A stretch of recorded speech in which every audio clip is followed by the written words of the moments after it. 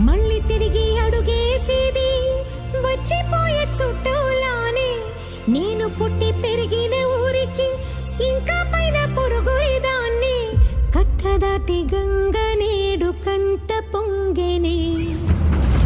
ఎంత ఎంత యాతనో, ఎంత గుండె కోతనో, ప్రాణమోలే పెంచుకున్న పిచ్చి నాన్నకు దూలమిరిగి భుజముపై